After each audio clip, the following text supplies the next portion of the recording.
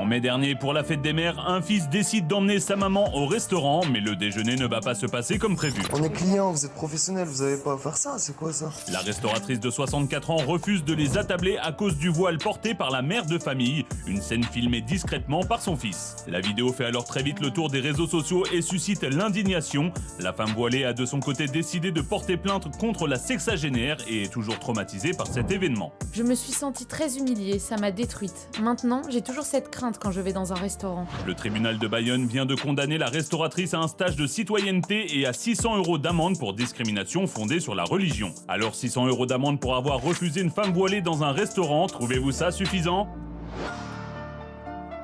On va voir la vidéo qui a été filmée par le fils de la plaignante. Regardez. Mais si vous avez le droit à ça, pourquoi elle n'a pas le droit à ça si on est client chez vous?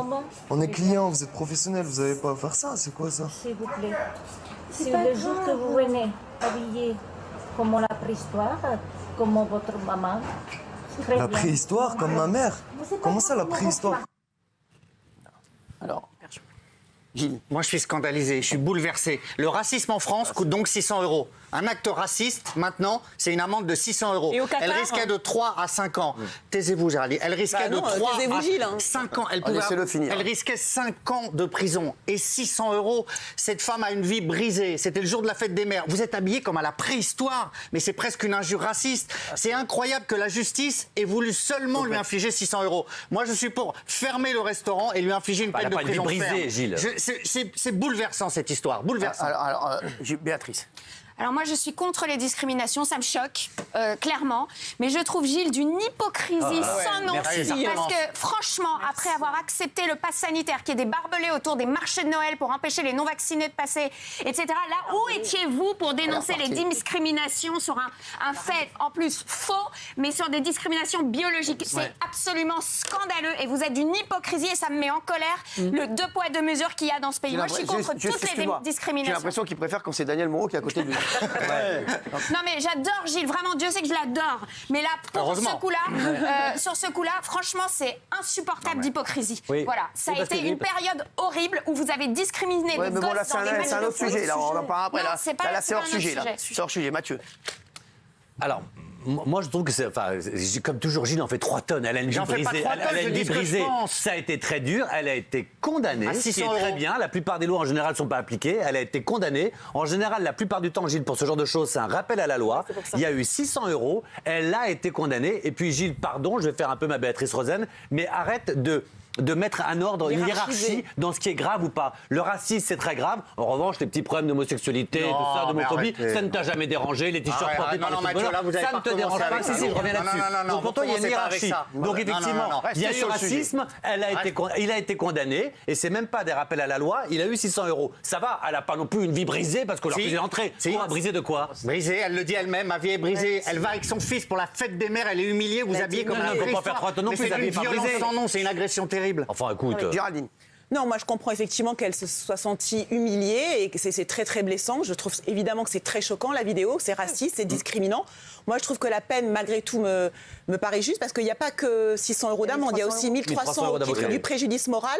Et ensuite la dame du restaurant doit effectuer un stage de citoyenneté en vue de l'apprentissage des valeurs de la République. Donc malgré tout c'est une femme d'un certain âge, la femme du restaurant. Donc ça me paraît bien. Et je trouve que le monde tourne bizarrement parce qu'au moment où en Iran il y a des femmes qui risquent leur vie et qui sont tuées pour vouloir retirer leur voile, je trouve ça malgré tout qu'on a une chance en France de vivre dans un pays libre grâce à la laïcité où que des femmes qui ont envie de porter le voile soient défendues par notre loi de la République. Et voilà, et je trouve que c'est bien de le dire qu'en France, on peut le faire et on peut être défendu pour ça. Oui, enfin, un pays libre où il y a quand même un profond malaise, on le voit autour du voile, autour de cette religion qui dérange. Et je trouve que 600 €, même s'il y a eu un préjudice moral de 1300 €, c'est trop léger parce que des situations comme ça, je pense que malheureusement, il s'en passe plein en France. Et là, voilà, on voit clairement dans la vidéo que cette restauratrice, elle est raciste. C'est pas, elle a juste refusé. Elle a plein de clichés, de stéréotypes. Et je pense qu'il faut les condamner pour éviter que ça se reproduise parce que malheureusement, mais pourquoi ça te gêne pas? Pourquoi ça te gêne pas, par exemple, que quand tout à l'heure on parlait du Qatar, pourquoi ça te gêne pas que là-bas, par exemple, quand Gay met pas le truc LGBT, on parle de match de foot. Non mais là, pourquoi ça te gêne pas précisément? Mais c'est tout. Ne confondons pas. C'est pas le sujet. On parle du vaccin, on parle de ce. Non. Je suis désolé, vous avez tendance à hiérarchiser les gars. Je veux qu'on reste sur ce sujet, Guillaume. Ça n'a rien à voir. Alors, non, mais pour répondre, c'est comme si tu disais que. C'est moi qui gère le débat. Je vais répondre à Géraldine. C'est comme si tu disais que tous les gens qui vont dans ce restaurant sont racistes. Ça n'a rien à voir. Arrêtez de tout mélanger. Là, la réaction de cette dame qui est propriétaire du restaurant est raciste. Et il faut la sanctionner sévèrement parce que le racisme, c'est grave. C'est tout. Ce que dit le code pénal, c'est qu'on constitue une discrimination. Toute distinction opérée entre les personnes physiques sur le fondement de leur origine, de leur sexe ou de leur appartenance à une prétendue race ou une religion déterminée. Voilà, c'est ce que dit le code pénal. Delphine. La dernière fois, on avait le sujet sur les jeunes qui ont tapé la vieille dame. Au final, eux, ils ont eu un rappel, enfin un stage de citoyenneté. Voilà. Ouais. Ici, on refuse l'entrée à une vieille dame et clairement, c'est raciste. Voilà. Donc, c'est un stage de citoyenneté plus 600 € plus 1300 €. Ouais. Donc, je comprends pas bien. Soit on refuse, mais quand on tape quelqu'un à quasiment tuer la vieille dame, on n'a qu'un stage de citoyenneté. Donc, encore une fois, en France, c'est n'importe quoi. Là, c'est pas encore. Voilà. C'est raciste, c'est ça. Moi, ce qui m'embête là-dedans, c'est la jurisprudence. Ça veut dire que ça vaut 600 € en fait de refuser quelqu'un dans un restaurant, ça vaut 600 €. Alors si elle fait 1500 € de chiffre d'affaires, c'est énorme. Mais je pense à d'autres restaurants qui font 60, 80 000 € de chiffre d'affaires. 600 €, c'est que dalle. Ils veulent se dire, maintenant, avec un voile, je peux refuser quelqu'un qui a un voile, ça va me coûter que 600 €. C'est pour ça que j'aurais voulu une amende beaucoup plus forte pour lancer un appel à tout le monde. On ne refuse pas une femme voilée dans un restaurant, c'est tout. Parce qu'il y a des restaurateurs qui font 3-4 000 € de chiffre d'affaires par jour. 600 balles, pour eux, c'est rien finalement. Donc est-ce que ça te choque, ça? Moi, ça me choque. C'est pour ça que au-delà de ça, est-ce que pour toi, elle méritait plus? Mais bien sûr que ça méritait plus. Une fois, d'abord pour la jurisprudence, je veux pas qu'on envoie le message de dire si tu vires une femme voilée, c'est que 600 balles finalement sur un chiffre d'affaires de 150 000 à l'année. Et c'est un appel d'air, je ne veux pas de ça. Et en quoi elle va te déranger si elle est voilée, qu'elle va manger dans son restaurant avec son fils? Elle va te déranger quoi? 1h30 et après tu continues ta vie. Je sais pas. Au-delà, c'est pas ce que je veux. Au-delà du dérangement, c'est le choc qu'a subi. Surtout avec son fils. C'est quand même. Bien sûr, c'est traumatisant. Je pense que le traumatisme, il est beaucoup plus important que les 600 €. Je suis désolé. C'est vrai que derrière, c'est vrai que t'es avec ton fils et c'est compliqué. En plus, tu vas fêter la fête des mères. Voilà, je peux vous dire que ça vous. Voilà, là-dessus, tu as raison, mais quand Gilles dit sa vie est brisée, peut-être pas exagérer non plus.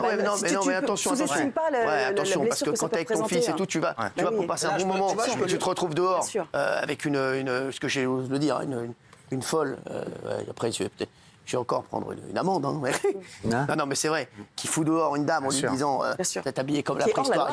C'est pas possible. Ça, c'est cette dame est hors la loi. Après, je suis désolé. Moi, je trouve que le préjudice moral n'est pas pris en compte là-dedans. Je pense que c'est 1300 € le préjudice moral. Mais je pense que c'est beaucoup plus. Ça vaut plus. Je pense que ça vaut plus. Il me semble ce qui était important aussi, c'était que la justice marque le fait que cette femme était coupable et hors la loi. Ça, c'est très important parce que ça montre aussi qu'on peut pas tout faire et qu'il y a un état de droit et qu'il y a des lois à respecter et qu'elle était clairement hors la loi. Et ça, c'est un signal très fort. Ce qui est important, c'est qu'ils aient été portés plainte et qu'ils aient pas juste dit on s'est fait virer d'un resto, on va aller manger dans un autre resto. Moi, je pense à son fils, le pauvre. C'est de voir sa mère se faire jeter d'un restaurant. Ça fait de la peine, je suis désolé. Non, mais son comportement, et en plus, il témoigne d'un racisme décomplexé. C'est-à-dire que malheureusement, déjà, il y a plein de gens qui pensent ça, mais en plus, elle le dit en détente à des clients, vous êtes habillés comme à la préhistoire. Je suis désolé, le voile, c'est légal, ça ne dérange personne. Pourquoi on les fait chier comme ça? Moi, je suis comme ici à chaque fois. C'est vrai que voilà, nous, on donne la parole à tout le monde ici. On est, je pense, l'émission la plus ouverte du PAF, et ça dérange beaucoup. Mais c'est vrai que nous, on part du principe que on a envie que tout le monde s'exprime, on a envie que tout le monde... moi, je ne pense pas que cette dame qui va être dans un restaurant voilé va gêner le bon fonctionnement du restaurant ou va gêner des personnes qui vont manger à côté d'elle. Moi, je suis désolé. Moi, je pense que, voilà, c'est vraiment ça. C'est pour moi, ça, c'est un faux sujet.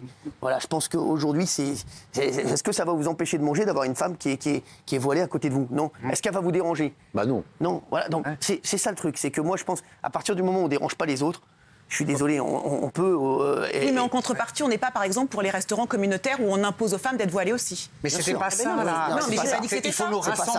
Il faut nous rassembler, Géraldine. Il ne faut pas nous exclure. Et je tiens à dire, Cyril, que la famille de la dame voilée a été exemplaire. Il y avait un appel au boycott qui a été lancé sur les réseaux sociaux, non seulement de ce restaurant, mais de tous les restaurants de la Côte Basque, quasiment. Eh bien, la famille a pris la parole pour dire arrêtez, continuez à aller dans ce restaurant, nous ne sommes pas pour le boycott, et continuez à aller au restaurant sur la Côte Basque. Ils ont porté l'affaire en justice, mais après, ils ont été très très bien. Voilà. Qui veut rajouter quelque chose? Jean-Marie, je t'ai pas entendu toi là-dessus. Non, mais le voile, il y a voile et voile déjà. Si jamais c'est juste deux meurtrières comme ça et tout le visage, tout c'est complètement différent. Là, on a le visage tout entier de cette femme qui a parfaitement le droit de porter ce voile. Donc les personnes qui considèrent que ces gens-là ne sont pas les bienvenus et font non seulement une faute, mais méritent une amende, effectivement. Alors, on n'en peut plus. Je vais vous dire, là, il y a de la haine là, partout là, en ce moment. C'est insupportable. Je vous le dis, c'est vraiment ce qu'on ne veut pas ici. Et je le vois, c'est vrai que là, il y a la France qui est coupée dans tous les sens. Et c'est vrai que les gens, moi, je trouve, se prennent la tête pour rien. C'est devenu insupportable. Les gens se prennent la tête pour rien. Et je vais vous dire, tout le monde a envie de vivre ensemble, heureux, et d'arrêter d'être voilà, dans des communautaristes, de dire voilà, un tel porte un voile. Moi, comme je disais, moi, quand j'étais à l'école, on me disait pas je suis avec un pote, je suis avec une copine qui a un voile, ou je suis avec un pote qui porte une kippa, autre chose. On rigolait ensemble, on ne pensait même pas à ça. Et mais le fait religieux, il était moins visible aussi. Voilà, c'est ça, il y avait moins de revendications. Si, je vous assure. Regardez, vous êtes beaucoup plus jeune que moi, sans doute. Hier, c'est ce que tu reprochais. Hier, je regardais la télé de chez moi, mais c'est ce que tu reprochais hier à Gilles, effectivement. Ce communautarisme fait qu'aujourd'hui, un noir peut faire des blagues sur les noirs, un gay sur les gays, un gros sur les gros, un machin. Et que le fait religieux était beaucoup moins présent. Non, c'est pas ça. Je suis pas d'accord, moi. C'est ce que dit Cyril. C'est à force de les exclure. C'est si on les exclut et qu'on n'accepte pas toute la communauté entre nous sans différence que les gens vont se replier sur eux-mêmes. Il faut accueillir tout le monde. On a un Creuset qui est génial. Il ne faut pas le fragmenter. Sinon, ce ne sera plus la France qu'on aime. Il faut faire attention à ça. Il faut donner la parole à tout le monde. C'est comme je vous dis. Moi, je ne supporte pas aussi, et ces journalistes. Je vais vous dire, on nous reproche ici, on nous a reproché, je le dis, d'avoir des femmes voilées dans le public. Des femmes voilées, que j'avais fait jouer des femmes voilées ici. Je vais vous dire, on continuera à faire ce qu'on veut et on a un espace de liberté ici. On nous reproche aussi, d'un autre côté, d'inviter des représentants du Rassemblement national. Forcément, on donne la parole à tout le monde. Et je vais vous dire, et moi, je le redis, je ne vous dirai jamais votez pour Mélenchon ou votez pour Marine Le Pen ou votez pour Emmanuel Macron, votez pour qui vous voulez. Je le dis à chaque fois ça. Je les donneurs de leçons qui disent il ne faut pas recevoir un tel, il ne faut pas voter pour un tel, il ne faut pas faire ci, il ne faut pas faire ça, ils ne se mettent pas à votre place. Tous ces journalistes qui sont derrière leurs petits ordinateurs à écrire et qui sont tranquillement chez eux, comme nous d'ailleurs, parce que nous ici on est très bien lotis, pas se mentir, ils ne sont pas à votre place. Donc quand il y a des gars qui stigmatisent des mecs qui votent pour le RN et qui disent ces gens-là sont horribles, mettez-vous à leur place 5 minutes et mettez-vous à leur place de gens qui votent pour Mélenchon, mettez-vous à la place de gens qui votent pour les écolos, mais arrêtez de donner des leçons. Les Français ne veulent plus de leçons, ils ne veulent plus qu'on leur dise ce qu'il faut regarder, ce qu'il faut écouter, ce qu'il faut lire, ce qu'il faut penser. Les Français veulent penser par eux-mêmes et je vous dis, le succès de cette émission rend fou les gens parce que justement, la bien-pensance et les bobos de gauche voudraient qu'on reçoive que des gens de gauche avec des pipes qui viennent nous parler histoire.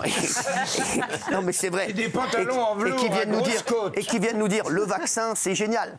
Il faut mettre que le vaccin. Alors le vaccin c'est peut-être génial, mais s'il y a des gens qui disent que le vaccin c'est génial, il y en a qui disent que c'est moins génial. La Coupe du Monde, c'est vraiment pas bien. Nous, il y a des gens qui nous disent que c'est pas bien, il y a des gens qui nous disent que c'est bien. Les donneurs de leçons, on n'en peut plus. Le RN, attention, le RN, il ne faut pas les inviter sur le plateau. Ah non, nous on les invite et il y a des contradicteurs en face. Je vais vous dire, et ce qui rend fou, c'est qu'aujourd'hui, c'est le plus grand espace de liberté du PAF. Et aujourd'hui, les gens comprennent, et le succès de TPMP, ça rejoint ça, c'est que ça les emmerde, parce qu'ils se disent, nous, on se met des barrières et on n'a pas le succès de TPMP. Donc merci à vous en tout cas, et sachez que ça sera toujours un espace de liberté ici, où tous les gens seront les bienvenus, et on ne stigmatisera jamais personne ici, sur ce plateau. Sachez-le, nous, on accepte tout le monde, sauf les cons ou les bobos qui se la racontent.